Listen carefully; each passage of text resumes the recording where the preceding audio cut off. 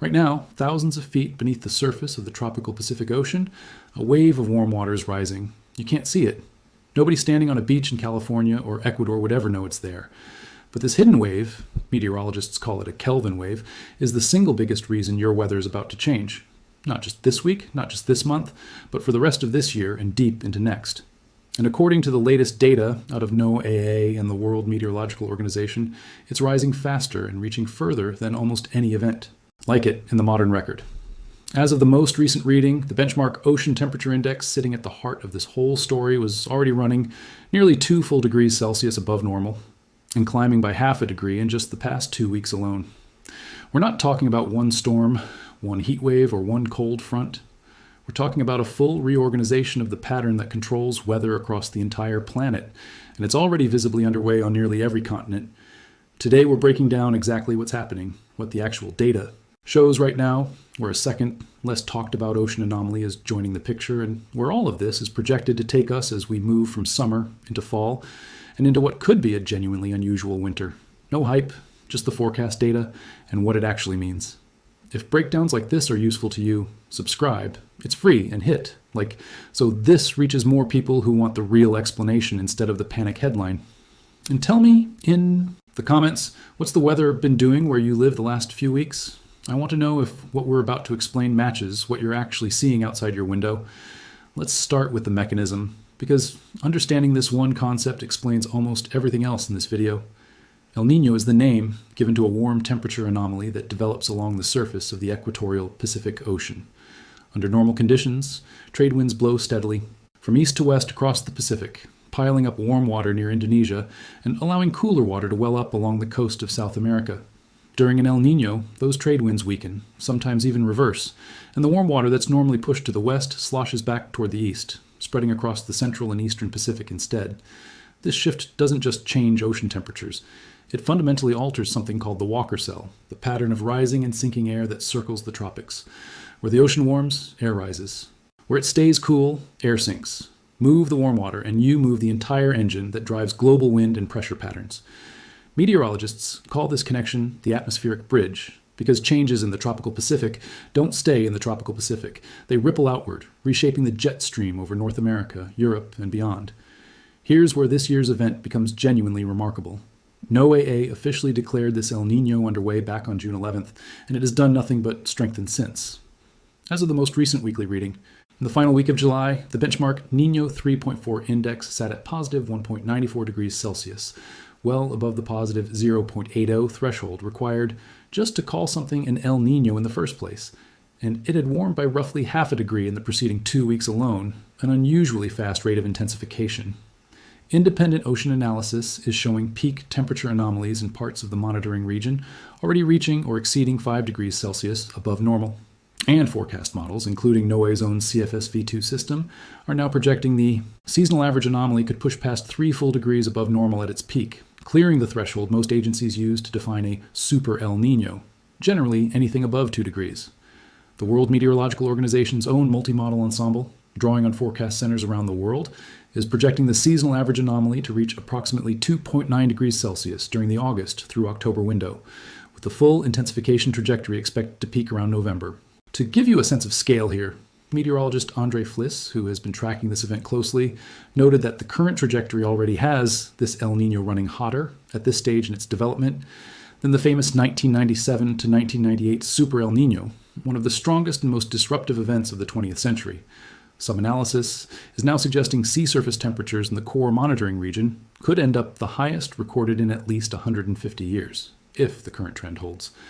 Long-range projections for the October through December window now classify this specifically as an Eastern Pacific type event, meaning the core of the warm anomaly is centered toward the eastern side of the tropical Pacific rather than the central Pacific. That distinction actually matters quite a bit for how this plays out downstream. Research comparing Central Pacific and Eastern Pacific El Niño events has found that the location of the peak ocean warming determines how effectively the event can bend the jet stream. A Central Pacific event tends to act like a more direct hit on the atmospheric flow, producing a strong, cleanly defined wave pattern. An Eastern Pacific event like this one interacts a bit less efficiently with the upper-level winds early on, which is part of why Europe's response this summer has lagged, behind what's already showing up over North America. But Once an Eastern Pacific event reaches extreme strength, and this one is genuinely on track too, the sheer raw power of the anomaly starts to overwhelm that geographic distinction. Anyway, producing dramatic downstream effects regardless of exactly where the warm water is centered. Now, before we go further, an honest caveat that matters. Seasonal forecasts months out are not the same as a 5-day forecast. They're built on model ensembles, historical analogs, and the physics of how strong El Niño events have behaved before. And while confidence is genuinely high right now, given how clearly and consistently the signal is showing up across independent forecast, centers projected is not the same word as guaranteed.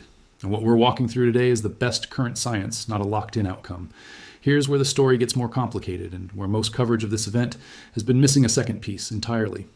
El Niño isn't developing alone this year. A separate ocean pattern, called the positive Indian Ocean Dipole, is forming at the same time in the Indian Ocean. And the World Meteorological Organization flagged that. So, combination directly in a press release at the end of July. A positive Indian Ocean dipole happens when the western Indian Ocean, off the coast of Africa, runs warmer than average, while the eastern Indian Ocean, near Indonesia and northern Australia, runs cooler than average. On its own, that's a significant regional climate driver. Combined with an already intensifying super El Niño, the WMO says the two together can amplify regional climate impacts considerably, raising the risk of drought, flooding, and wildfire activity across a wide swath of the globe, particularly around the Indian Ocean basin. The WMO's seasonal outlook projects that positive Indian Ocean dipole reaching a seasonal average value of roughly 0.6 degrees Celsius through the August to October window, developing right alongside the El Niño rather than after it. When you combine both of these drivers, the WMO's global outlook for August through October is genuinely striking in its scope. Above-average temperatures are considered overwhelmingly likely across most land areas on Earth, with the strongest signal stretching across Africa, southern Europe, the Arabian Peninsula, the Indian subcontinent, Eastern Asia, Central America, the Caribbean, southern Africa, much of South America, and New Zealand. On the rainfall side, the outlook calls for wetter-than-normal conditions across the Greater Horn of Africa, parts of Central Asia, southern Europe, western North America south of the 45th parallel, and southeastern South America. In Australia, the Bureau of Meteorology has been direct about what this means locally: warmer and drier conditions across the eastern and southern parts of the country, essentially an abrupt early end to what's left of their winter.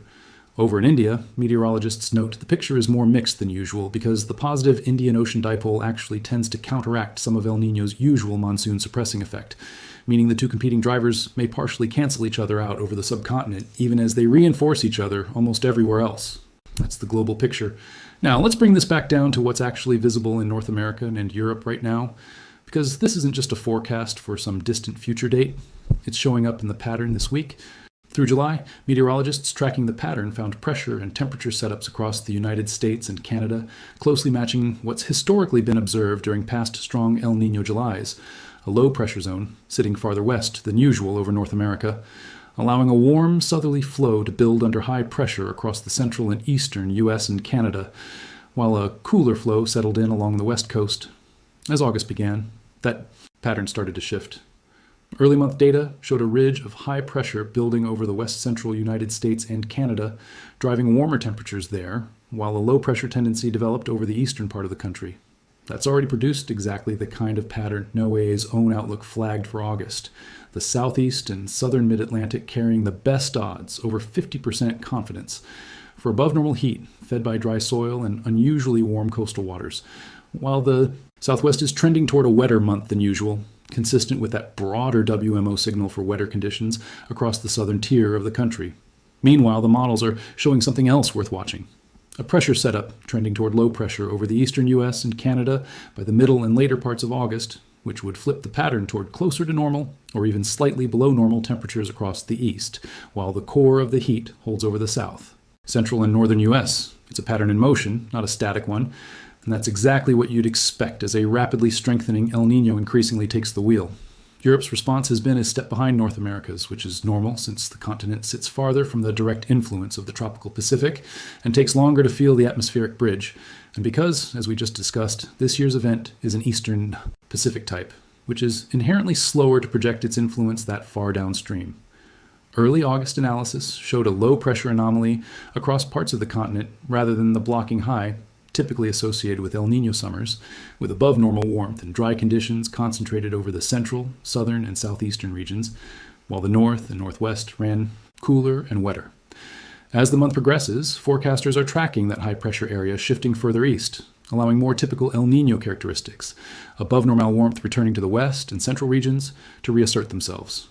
The truly amplified version of Europe's El Niño response isn't expected until later in the year, once the event reaches its peak strength heading into winter. Now let's talk about the piece of this story that's probably affecting the most people directly this month: hurricane season. A strengthening El Niño is historically one of the most reliable hurricane suppressors the Atlantic Basin has. It works through wind, shear, the change in wind speed and direction with height. Strong upper-level winds associated with El Niño tear developing tropical systems apart before they have a chance to organize, and this year, that signal is showing up loud and clear. Hurricane specialists tracking wind shear over the Caribbean Sea reported it running at the second highest level on record for early July. Forecast models covering August through October are showing a persistent band of elevated wind shear stretching across the Atlantic's main development region. The stretch of ocean between Africa and the Yucatan Peninsula responsible for most of the season's strongest storms, with Colorado State University's own predictor analysis describing this projected shear there as among the highest on record for the period, exactly what you'd expect given the strength of the El Niño driving it. The numbers reflect it. NOAA's August update now calls for just 7 to 13 named storms this season, 2 to 6 hurricanes, and 0 to 2 reaching major hurricane status, a further downgrade from their already below-average May outlook. Colorado State University's independent forecast, released the same week, landed on a similarly quiet projection. 9 named storms, 4 hurricanes, 1 major. NOAA is now placing the odds of a below-normal season at 75%, up sharply from 55% just months earlier, with only a 5% chance the season ends up above normal, and a 20% chance of landing near normal. As of the most recent update, only 2 storms had formed all season, Arthur and Bertha, both relatively minor systems out of the Gulf. NOAA's own research shows that every single strong El Niño event since 1950 has coincided with a below-normal Atlantic hurricane season, a remarkably consistent track record, stretching back more than 7 decades. But here's the caution that every single hurricane forecaster attaches to a quiet season outlook, and it's worth repeating exactly because it's easy to tune out during a slow year. NOAA's National Weather Service Director, Ken Graham, put it directly: it only takes 1 storm landfall to make for a very bad season, no matter what the seasonal numbers say. A below-normal season forecast is about overall basin-wide activity, not a guarantee about where any individual storm might go or how strong it could get before it does. Seasonal outlooks are not landfall forecasts. Colorado State's researchers even noted that historically, in similar strong El Niño seasons, none of the comparable years saw more than a single U.S. hurricane landfall, and that any storms that do manage to form this year have their best shot at developing in the subtropics, roughly between Florida and Portugal, rather than the deep tropics where the most dangerous long-track hurricanes usually originate. If you live anywhere along the Gulf Coast, the Southeast, or the Eastern Seaboard, a quiet season on paper is not a reason to skip your hurricane preparedness plan. So that's the story of right now: 2 ocean drivers intensifying in tandem, actively reshaping August, suppressing the Atlantic, and setting up a very different pattern than what most of the country experienced last year. Now let's look at where this is heading, because the fall and winter projections are, frankly, the most dramatic part of this entire story. As we move into fall, forecast models are showing the Pacific jet stream amplifying significantly, driven by that atmospheric standing wave, essentially a semi-permanent zone of rising air and low pressure locked in place over the tropical Pacific by the sheer strength of this El Niño. Across North America, the fall projection shows warmer temperatures, holding across the northern half of the U.S. and Canada under high pressure, while a more persistent low-pressure storm track establishes itself across the southern half of the country, keeping temperatures closer to normal there, but bringing a well-defined El Niño rainfall signature, increased precipitation across most of the U.S., especially the south, as that stronger Pacific jet pumps in moisture and storm systems one after another. The northwestern U.S., the upper Midwest, and parts of southern and western Canada are projected to trend drier than normal through the same period. Over in Europe, fall projections show warmer than normal temperatures settling across much of the continent, particularly the central and western regions, driven by a more westerly flow pulling in milder air from the south, along with above normal autumn rainfall across most areas outside the far north, as an Atlantic low-pressure zone feeds in repeated rounds of moisture. Then comes winter, and this is where an extreme El Niño event genuinely behaves differently than a typical one. Research comparing moderate versus strong and extreme El Niño winters shows a clear pattern. Moderate events produce a relatively mild ripple in the upper atmosphere, while extreme events trigger a dramatically more aggressive reshaping of the jet stream itself. The mechanism comes down to how deep the Pacific trough gets, and how strong the corresponding ridge of high pressure builds over Canada. Together, these form what meteorologists describe as an atmospheric highway, locking milder weather into the northern tier of the continent while driving an active, energized storm track across the southern United States. Layer the positive Indian Ocean dipole on top of that, and research specifically looking at the combined influence of ENSO and the Indian Ocean dipole on early winter circulation across the North Atlantic. And Europe has found that the two together can reinforce and sharpen that jet stream response even further, rather than simply adding two separate, unrelated effects on top of each other. NOAA's next-generation seasonal forecast model is currently projecting exactly this kind of split flow pattern for the winter of 2026 into 2027. A strong ridge of high pressure over Canada is expected to largely suppress the deep Arctic outbreaks that typically deliver harsh, snowy winters to the northern plains, the upper Midwest, and the Great Lakes, meaning those regions may see a milder, lower snowfall winter than average. But that storm track energy doesn't disappear. It gets displaced south, and current projections show it setting up across the central and southern plains and into the interior mid-Atlantic, regions that don't typically see this level of winter storm activity. The temperature outlook for January and February reflects this directly. January, projections show a cooling footprint developing across the southern plains and Gulf Coast. Even as much of Canada stays unusually mild. By February, that cooling trend is projected to deepen and expand, with a broad area of below normal temperatures potentially covering the central, southern, and even parts of the eastern United States, alongside more frequent cold air intrusions dipping down out of that displaced northern pattern. If that outlook verifies, it would be a genuinely counterintuitive outcome for a lot of people, because El Niño winters get popularly associated with mild and dry, largely a legacy of how past moderate events behaved. What the current data is actually pointing toward for this specific, extreme Eastern Pacific type event is something more complicated. A mild, quiet north paired with an unusually active, occasionally cold, storm-heavy south, a split personality winter that echoes what showed up during some of the past strong Super El Niño winters on record, including the 1997, 98, and 2015-16 events, both of which produced unusually active Gulf Coast and Southern Plains storm tracks, even while northern snowfall came in below average. So here's the honest summary of everything we just walked through.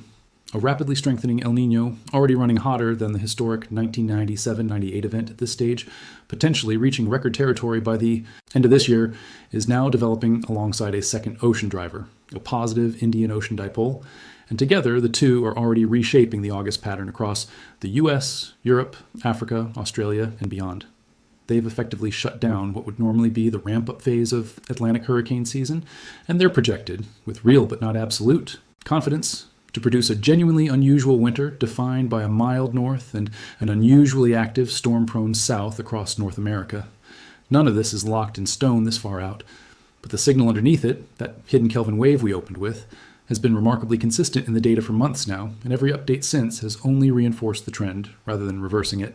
What do you actually do with this? If you're anywhere in the central or southern plains or the interior mid-Atlantic, this is worth watching closely as we get into late fall, because current projections point toward an active winter storm track through your region specifically.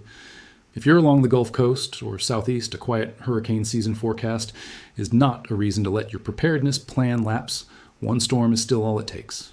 If you're in the western U.S., south of about the Oregon-California border, expect the wetter signal to hold through the fall. And if you're anywhere at all, this is a good moment to understand that a lot of what feels like random, chaotic weather over the next several months actually traces back to two coherent, well-monitored ocean drivers, one of them sitting right now beneath the surface of the Pacific, invisible and still rising. We'll be tracking every update on this as new model data comes in through fall and winter. Subscribe if you want that followed in real time, and let me know in the comments if you're in one of the regions we flagged for the active winter storm track. See you in the next one.